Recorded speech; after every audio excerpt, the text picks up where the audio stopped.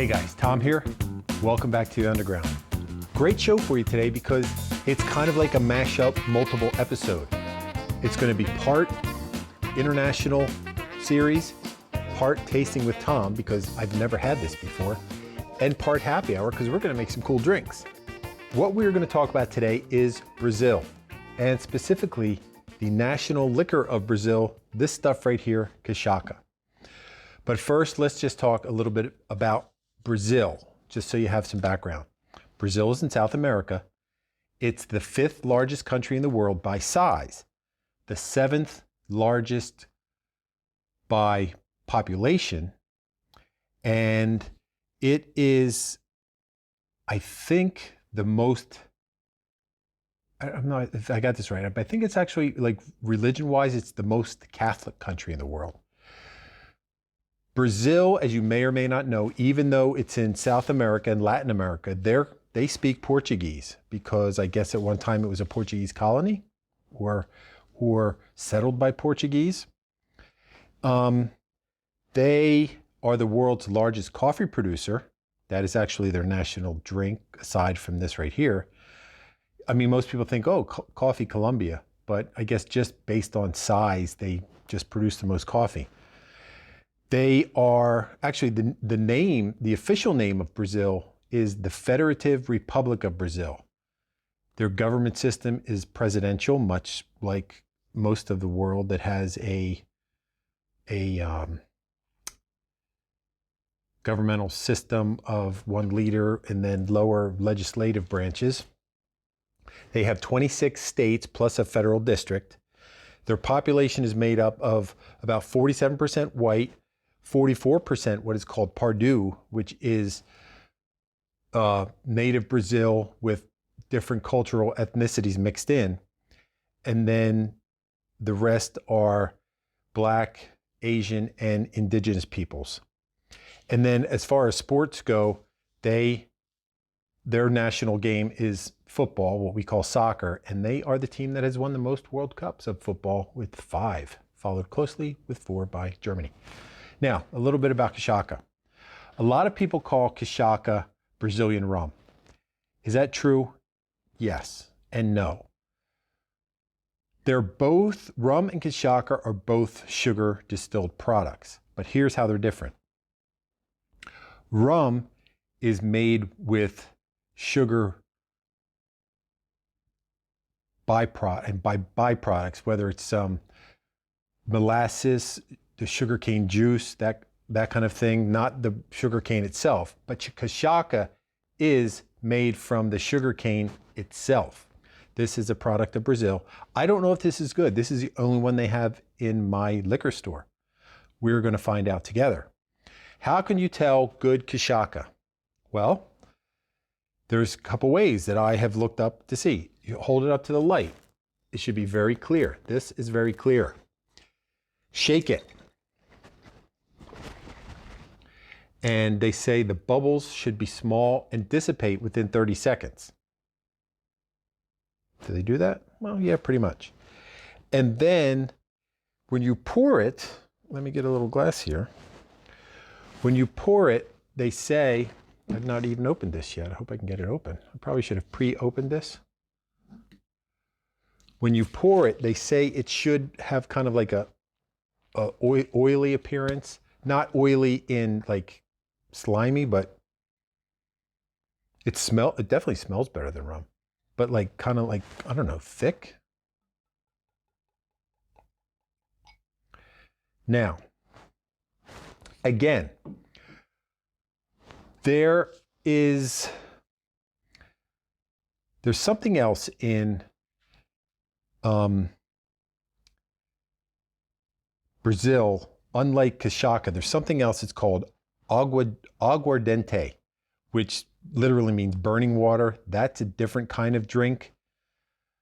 But I think people compare it to Cachaca. They say Cachaca should smell like sugarcane. Don't know that I've ever smelled a sugarcane, but this just smells, it smells clean. And it should not burn when you drink it.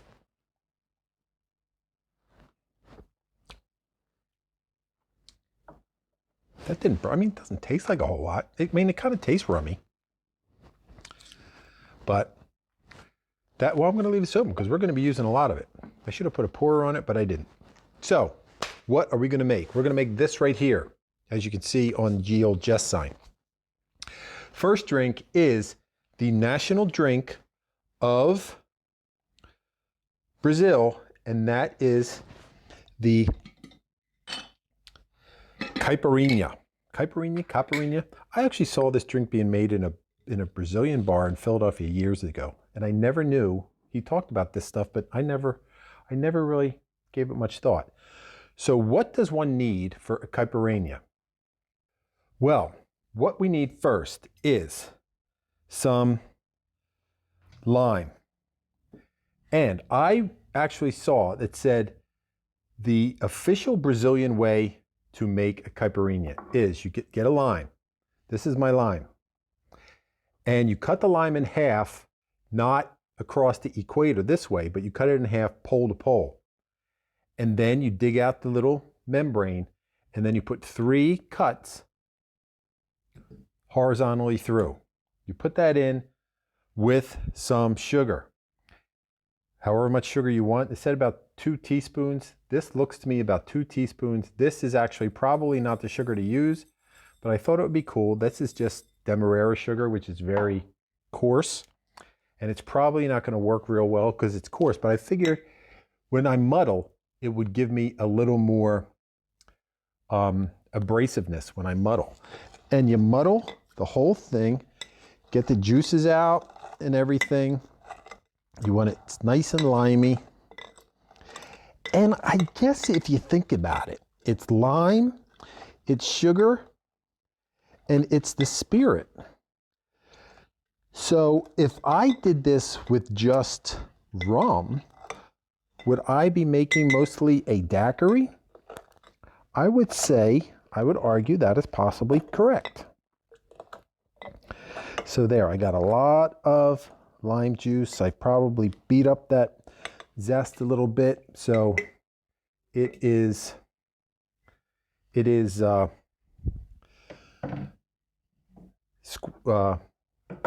I can't talk today. You know why? Because I haven't had a cocktail. It is, the oils from the lime have been extracted from the lime. Was that so hard, Tom? No, I don't think it was at all. So I had a buddy of mine say, why do you not use a shaker anymore? Use a mason jar. And here's why. Because the reason is twofold. Fold number one, because I want you to be able to make drinks and not say, well, I don't have a fancy shaker. I can't make a drink. You have a jar. And 2, I want you to see what's going on. Yes, you could see what's going on in a shaker glass, but I think this is kind of cool. And especially when I do the shot shorts, and I hope you watch the shot shorts. When I'm doing it in a shaker, a lot of times the shaker gets that vacuum on it that it makes it kind of hard to get apart. And short, you only have a minute. So this is easier for me. So I digress. So we had the lime, the sugar, and now we need some Kashaka. And I am going to use about 2.5 ounces of Kashaka. They say you can stir. They say a lot of things, but you know me, I like to shake. So let's do just that.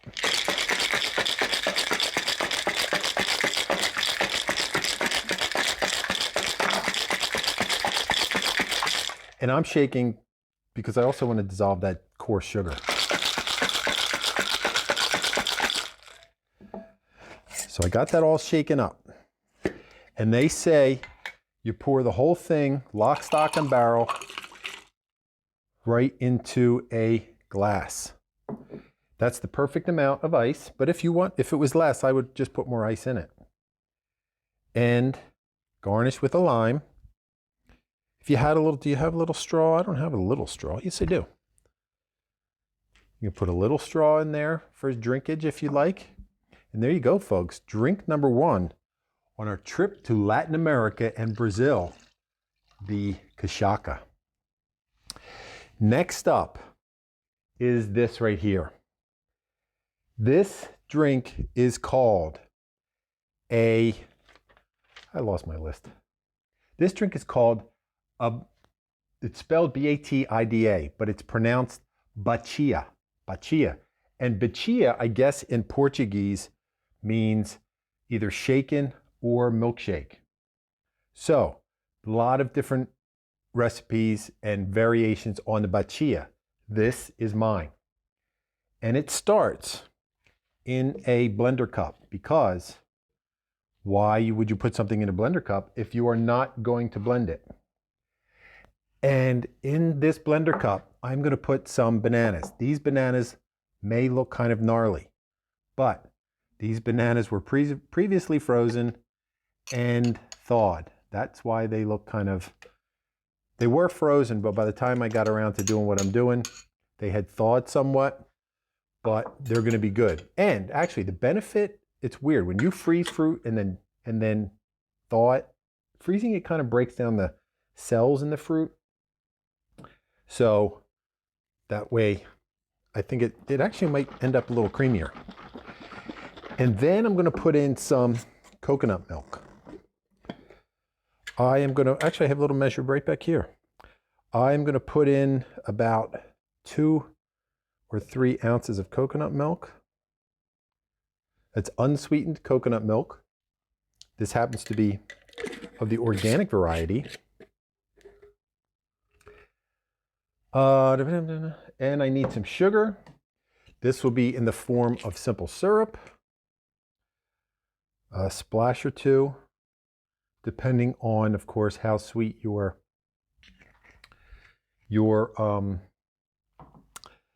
bananas are. Those were very, very ripe, so they are sweet indeed. And then I need about the same amount of Kashaka. I'm going to go with about 2 ounces. And some ice.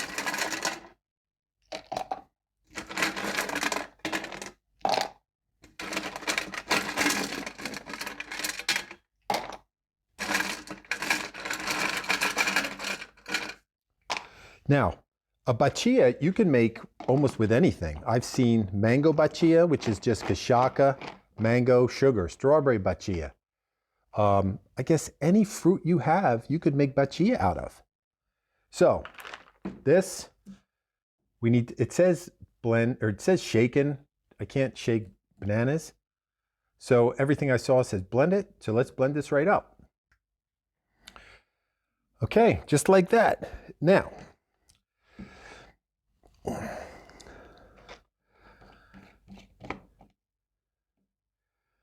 take that puppy, and what am I going to put it in? I think I'm going to put it in this.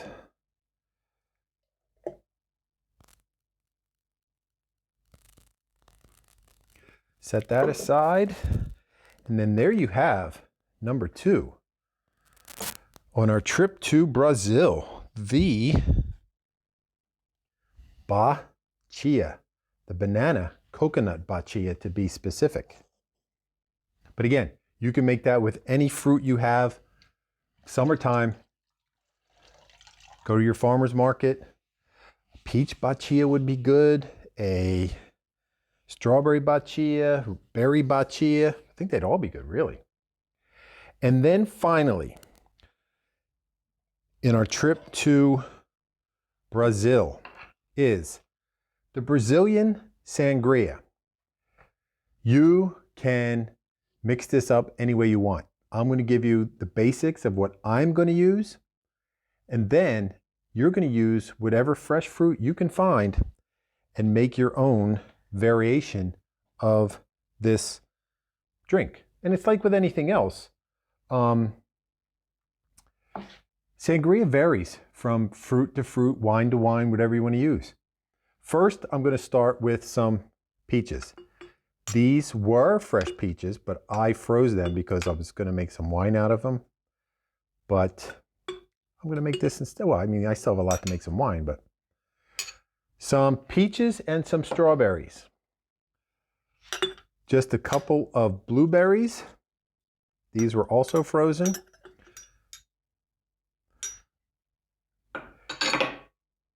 Couple pieces of lemon. Couple pieces of lime. Get my handy dandy muddler. Give that a little, I mean, you don't got to go crazy. And I'm going to make this, and I am going to probably just make it right away. But like with most sangrias, if you have time to let it sit, it's going to get better for you. So in here, what I need is the star of the show, Kashaka. Now, let me tell you this. You're thinking, well, I'm not going to go to the store, just buy Kashaka. Can I make this with rum? Probably. Is it going to be as good? Probably. I mean, this is close enough cousin to rum that you could use it. And then I need some brandy. How about half an ounce of brandy? If you have some Spanish brandy, I mean, that would probably be really good. Some orange liqueur. I am going to use some Grand Marnier. If you have Cointreau, you can use that. If you don't have either, there's all kinds. They're the two, I mean, they're not really liqueurs. This is. I think Cointreau is more of a brandy. Use triple sec. Heck, I don't care if you use blue curacao. And then, how about this? This is cool. We need just the tiniest touch of it said absinthe. Crap. I don't have absinthe. I thought it said anisette. That kills me. So I'm not going to put this in. I actually thought the recipe said absinthe, which I think is slightly different. So I am not going to put it in. Okay, on second thought, absinthe is an anise flavored liqueur, or just cordial spirit, because it comes from like anise, fennel.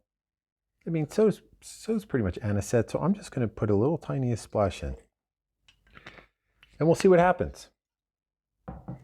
And then, what am I going to do? I'm going to shake it up.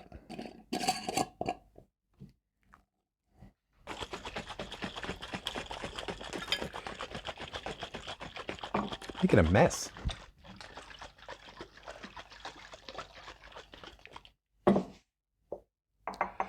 And like I said before, if you have time to shake it up, stick it in the fridge for a couple hours, I think that would be phenomenal.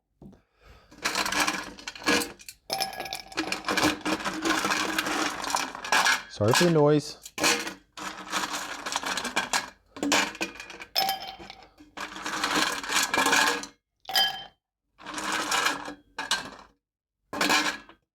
Why don't I just do this?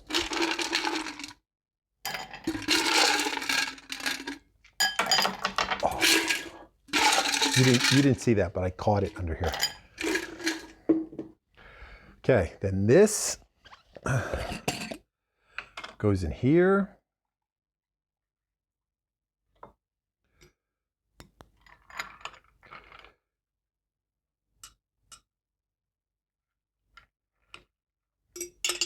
Wow, perfect amount. Just gonna mix it up, get that fruit distributed. And you're probably thinking to yourself, well, that glass is pretty full, Tom. I thought you said it was sangria. I did say it was sangria. You take, at the end, some red wine and put that right on top.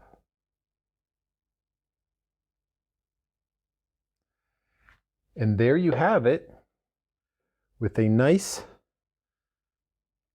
lime garnishment, the Brazilian Sangria. Wow. Tell me these don't look absolutely delicious and wonderful. Fantastic. So, you know what we have to do. But I have to remind you, happy hour, shot shorts, tasting with Tom, What else do we do? We do a lot of things. We talk about things. We go on history lessons, geographical lessons. We learn about cultures, cocktail and spirit history, and it's fun. So if it's your first time here, welcome. You picked a great day to show up. And if it's not your first time here, welcome back. You also picked a great day to show up. But for everybody, whether first time, second time, whatever, if you haven't subscribed to the Grantham Pub Underground, please do it. That way, all this stuff, you be sure to see, hit the notification, ring that bell. That way they'll tell you when we're having a good time here and you can come and do it with us. As we explore the wonderful word, it is a wonderful word. It says it right there, Kashaka. So you know what we're going to do right now. Ready? Drink.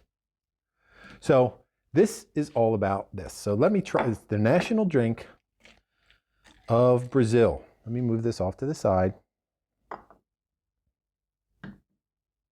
Oh, by the way, what do you think of my new screen here? The old one kind of went to pot, so I had to get rid of it. We had this in the garage, so that's what I'm using. So that being said, here we go. CAIPIRINHA, my first ever one. I'm very excited about this. Can't you tell?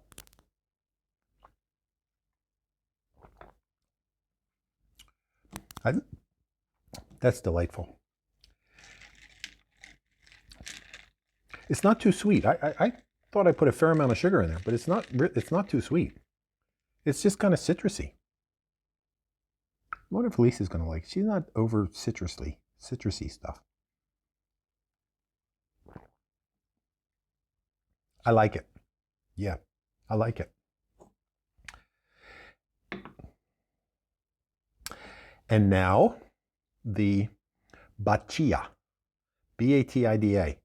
This is the Grantham Pub Banana Coconut Batida with bananas, coconut milk, Kashaka. What else did I put in there? Did I put sugar in there? Did I sweeten this? I don't remember if I sweetened it. We'll have to play it back. I think I did. Yeah, I'm pretty sure I did. So this is just kind of like a daiquiri. I mean, like frozen daiquiri with Brazilian rum.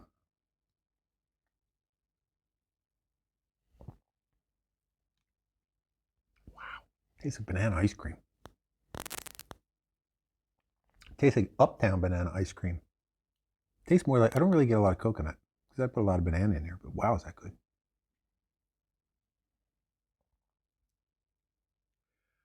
Wow.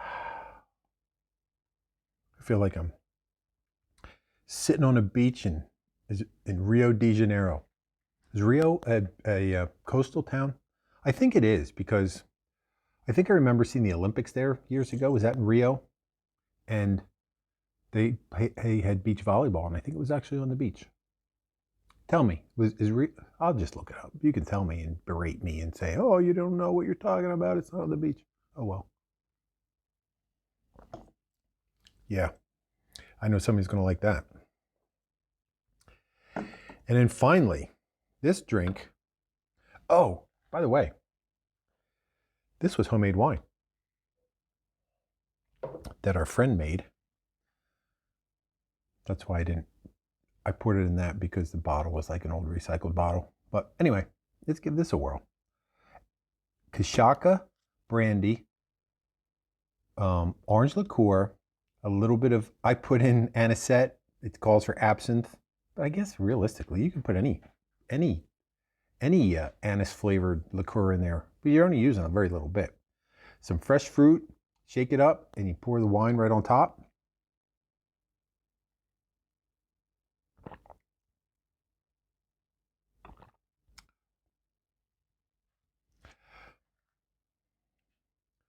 I mean, it tastes like sangria. Here's the thing. This wine I use is on the drier side. Around here, we like sweet wine. So, I mean, I don't really get I used what the amount they said. But here's the thing. I say here's the thing a lot, don't I? But here is the thing. I think if you let this sit and mature a little bit, it would be better. So what I would do, make this part, you know, if you're having a party, some people coming over, make this part at lunch. Stick it in the fridge, and obviously I made one drink. You can upscale this to multiples. So make this either in here, in your pitcher, whatever, throw it in the fridge, and then when you're making drinks, you can, actually, you know what I'm going to do? I'm going to stir the wine in. Maybe that's, it said float the wine on top, but I think you need the other stuff. And then that way, when your guests arrive, or your cocktail hour, or your happy hour, or whatever is ready, you just pull out the base, pour it into glasses, and top it with the wine. But I would use sweeter wine because I like sweeter wine. But I think that shouldn't or use a little more of the sweeter liqueurs.